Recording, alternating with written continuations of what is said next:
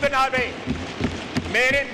जनाबे चेयरमैन, इन अगली कुर्सियों को देखें। मेरा एक फाटा का भाई यहां बैठा हुआ है, वजीर कोई नहीं बैठा हुआ। और फाटा का बिल भी जो है सेनेट में पड़ा हुआ है, हुकूमत उसको पास नहीं करवा रही। जो इनके हकूक की भी अलमबरदारी और उनका तहफ़्फ़ुज़ भी हम लोग कर रहे हैं, अपोजिशन वाले। हमने यहां से अमेंडमेंट पास करके सेनेट में भेजा हुआ है। हुकूमत जो है वो कहती है कि मोहसिन दावड़ का नाम है उसमें, इसलिए हमने पास नहीं होने देना। जनाबे चेयरमैन, इस अवाम के तहफ़्फ़ुज़ की, इस आइन की बालादस्ती की हमने कसम खाई हुई है। मेरे भाई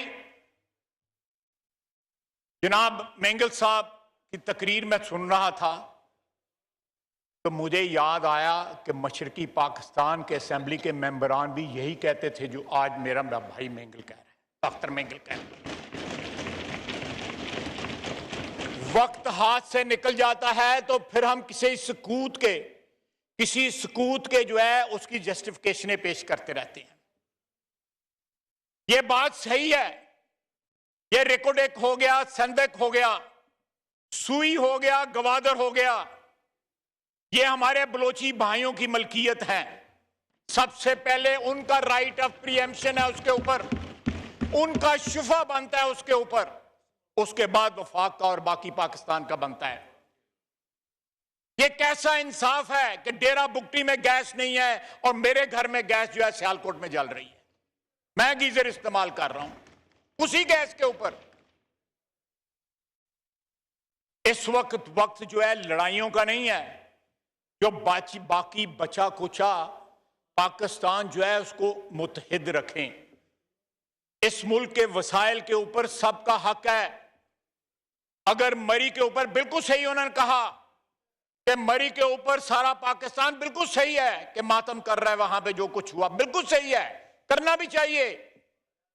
लेकिन जो कुछ बलूचिस्तान में हो रहा है उसके ऊपर भी सारे वफाक को जो है मातम करना चाहिए। जनाबे चेयरमैन, यह मुल्क की सलामती की बात है, आइन की बालादस्ती की बात है, कानून की सरबुलंदी की बात है। आप जब तक 22 करोड़ अवाम, तमाम 22 करोड़ अवाम को एक मेयार पे, एक पैमाने पे नहीं तोलेंगे, पाकिस्तान के अंदर फॉल्ट लाइन जो है वो बढ़ती जाएंगी, वो दरारें जो है वो चौड़ी होती जाएंगी। इस मुल्क में रहते हुए इस मुल्क के बाशिंदों का, चाहे वो बलूचिस्तान हो या सिंध हो या पंजाब हो या केपी हो, उनको अजनबी होने का एहसास होगा। आप इनके फाटा वालों के जो हकूक हैं आपने उनको जम किया है, उनको बाकी पाकिस्तानियों जितना हकूक दे। फिर आप क्यों नहीं उनके हकूक देते? क्यों सेनेट में पड़ा हुआ बिल जो है सियासी जो एक्सपीडियंसी है उसका शिकार हो रहा है कानून जो है। जनाब वाला, ये सिलसिला नहीं चलेगा। ये तकरीरें जो हैं, ये मिनी बजट आया है, अफसोस की बात है। मैं बिल्कुल सही कह रहे, मेगा बजट आया, ये मिनी बजट नहीं है। पाकिस्तान यहां पे इनडायरेक्ट टैक्सेस के मुतल्लिक जो है बड़े बड़े जो फाइनेंशियल हाउसेज हैं वो कह रहे हैं न्यूट्रल तमाम टैक्सेस के आगे, क्योंकि उन्होंने ये सारे टैक्सेस जो है आम आदमी को पास ऑन करने हैं। इसका सारे का सारा बर्डन जो है वो आम पाकिस्तानी, एक गरीब और लोअर मिडिल क्लास और मिडिल क्लास का पाकिस्तानी जो है वो उठाएगा। यहां पे सरमायादार अपनी शादियों के ऊपर 2-2 अरब रुपया खर्च करते हैं और ऐसे घराने करोड़ों में हैं जो 2 वक्त की रोटी नहीं खा सकते, जो दवाई नहीं ले सकते, अगर बीमार हो जाएं मौत का इंतजार करते हैं। जब इतना तफावत हो जाएगा एक मुल्क की आबादी के अंदर, तो वो मुल्क खुदा न खास्ता कायम नहीं रह सकता, उसकी वादत को जो है खतरा हो जाता है। जनाबे चेयरमैन, ये वक्त है, ये इलाज नहीं है। ये जो टैक्सेस बढ़ा, इलाज है यहां पे करप्शन रोकी जाए, यहां दवाइयों के ऊपर डाका जो है वो रोका जाए। यहां गंदम और चीनी का डाका रोका जाए, या एलएनजी का डाका रोका जाए, या अब यूरिया का डाका रोका जाए। हुकूमत की यह जिम्मेदारी है कि हुकूमत के बेंच जो है कोरम पॉइंट आउट करते हैं, और अगली क्या, उससे पिछली सफों में भी लोग नहीं बैठे हुए स्वाय आमद डोगर के, मेरे भतीजे के। बाकी देखे खाली है, वीरान है। एमक्यूएम बैठा हुआ है, वीरा है मैं कदा खुमो सागर उदास हैं। यहां तो बहार के दिन रूठ के हुए हैं, तुम क्या गए कि रूठ गए दिन बहार के। जनाब चेयरमैन, कल वजीर आजम कह रहे थे कि मैंने बहरान हल किए हैं इस मुल्क के अंदर पिछले 3.5 साल में। हर बहरान का पाकिस्तान के अंदर मूजद जो है वो वजीर आजम है, हर बहरान का। इस हुकूमत की इनकॉम्पिटेंस ने, नाअहली ने हर बहरान जो है इनकॉम्पिटेंसी ने जो है ट्रिगर किया है। मैंने नाम लिए हैं, खुद उन्होंने कहा है कि हमारा एहतसाब का जो एजेंडा है वह नाकाम हुआ है। इसलिए नाकाम हुआ है कि वो इंसाफ पे मबनी नहीं था, वो 1 या 2 पार्टियों को टारगेट करता था। वो तमाम मुजरमान जो थे या मुल्जमान जो थे या जिन पे इल्जाम था या जिनके हाथ डकैती के से रंगे हुए थे, उनको पकड़ने वाला कोई नहीं था, क्योंकि वह हुकूमत के फाइनेंसियर थे। वो इनकी जेबें गर्म करते थे, वो लूट मार के माल में सबसे पहले इनके पास लेके आते थे, इनका हिस्सा अदा करते थे, उसके बाद जो है बाकी लुटेरे जो है अपने घरों में माल लेके जाते। जनाब चेयरमैन, इस तरह जो है वतन जो है नहीं चलते, मुल्क नहीं चलते।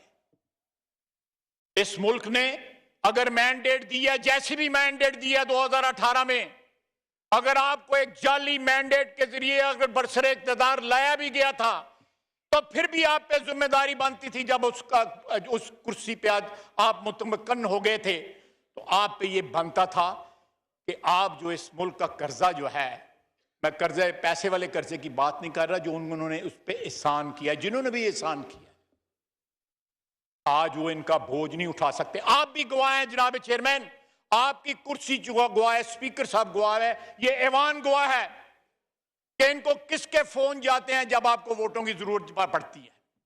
कौन फोन करता है रात के अंधेरों में इनको, इनके वोट पूरे करता है। ये 3.5 साल से सिलसिला जारी है। एक भी मरहले के ऊपर जब आपको वोटों की जरूरत पड़ी तो आपके पास वोट पूरे नहीं थे, आपके वोट पूरे किए गए। और एक सियासतदान, जब एक सियासतदान, एक वजीर आजम, एक वजीर, एक नेशनल असेंबली का मेंबर जब ये कहता है कि मेरे पर अभी पिंडी वालों का साया है, कितनी शर्म की बात है। ये बयान देने वालों को शर्म भी आनी चाहिए और हया भी आनी चाहिए। जनाब चेयरमैन, साथ कहते हैं हम एक पेज पे हैं, हम एक पेज पे हैं और हमारे मुसाली ताल्लुकात हैं। आइन की रिक्वायरमेंट है जनाब वाला कि तमाम अदारे एक पेज पे हों। अगर कोई अदारे एक पेज पे नहीं है तो वो आइन की खिलाफ वर्जी कर रहे हैं। ये डंडोरा पीटना कि फलां हमारे साथ है, फलां हमारे साथ है, इसलिए इक्तदार हमारा कायम है, तो मैं समझता हूं कि एक सियासतदान की या एक पब्लिक की सपोर्ट से इलेक्टेड बंदा अगर है तो उससे इससे ज्यादा शर्म की कोई बात नहीं है। जनाब चेयरमैन, ये इस ऐवान की तौहीन है कि इस ऐवान में बनने वाली हुकूमत जैसे भी वो बनी, वो सहारे ढूंढती है। जब भी अंडर प्रेशर आते हैं तो ये बयान देते हैं, जिस तरह मैंने पंजाबी में कहते हैं कि वो किसी बच्चे को मोहल्ले में मार पड़ती हो, कहता मैं बड़े भरा बुला लेना है।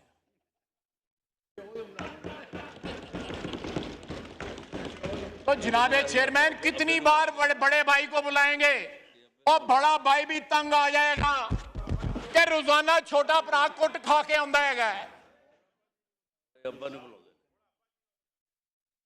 मैं उतों तक नहीं जावांगा। जनाब वाला, स्क्रूटनी कमेटी की रिपोर्ट आई, इलेक्शन कमीशन की स्क्रूटनी कमेटी की रिपोर्ट आई, उसके बाद हिस्से अभी भी मख्फी हैं। उन्होंने रिलीज नहीं किए। ये फलूदे वाले की बात करते हैं, अपने जो है चाय पिलाने वालों के अकाउंट में जो है करोड़ों रुपए मांग बढ़ा दिए। ये मियां शहबाज शरीफ को जो है टीटी का ताना देते हैं, ये अपने 31 करोड़ रुपया कहां से निकल आया जो आपने डिक्लेयर ही नहीं किया। और वो जो मोहसिन बेग कहता है कि मैंने 1 करोड़ रुपया दिया, तो वो टीटी कहां गई, वो किधर गए पैसे? वो कहता है अलीम खान ने भी दिए हैं, वो कहता है शौकत, उसने जहांगीर तरीन ने भी दिए हैं, शौकत तरीन में विच आ गया। जनाब वाला, ये मनी लॉन्ड्रिंग जो है, डे लाइट रॉबरी जो है ये कर रहे हैं और लोगों को, ये बड़ी पुरानी वारदात है जनाब चेयरमैन कि आप जो विचों विचों खाई जाओ तो उतो रौला पाई जाओ। ये बड़ी पुरानी वारदात है जनाब चेयरमैन, ये उस पे अमल कर रहे हैं। जनाब चेयरमैन, ये एहतसाब की नाकामी जो है, अगर इंसाफ के ऊपर मबनी होती तो एहतसाब जो है वो यहां पे होता। यहां पे माल खाने वालों को सजा मिलती, यहां पे झूठे केस बनाए गए। अल्लाह ताला की जात है जिसने सुरखरू किया और सुरखरू कर भी रहा है, ऊपर वाले का ये सारा मेहरबानी है, उसका कर्म है। आपको अपनी सफों में जो चोर डकैत नजर नहीं आते? हमारी आंखों के तिनके नजर आ रहे हैं, अपनी आंखों के शैतीर नहीं नजर आ रहे आपको?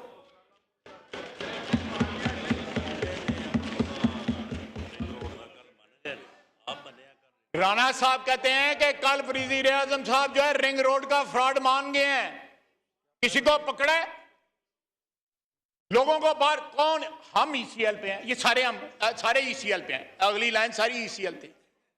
मुझे बताएं कि वहां के डकैत जो हैं वो ईसीएल पे, जिनको ये रिकॉग्नाइज नहीं करते, उनको ईसीएल पे क्यों नहीं डाला हुआ? कल टीवी पे टिकट चल रहे थे कि शायद अब्बासी भी पेश हुए, फवाद हसन फवाद भी पेश हुआ।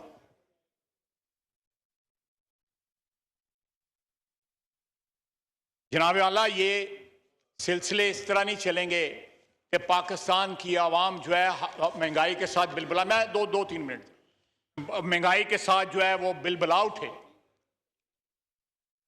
स्टेट बैंक आप बेच दें, इसके नाम के साथ स्टेट हटा दें, ये रियासत का बैंक नहीं रहा, ये IMF की ब्रांच बन गई है। ये IMF की ब्रांच बन गई है जनाब चेयरमैन। आपके वजीर आजम से स्टेट बैंक का गवर्नर जो है वो ज्यादा पावरफुल बन गया है।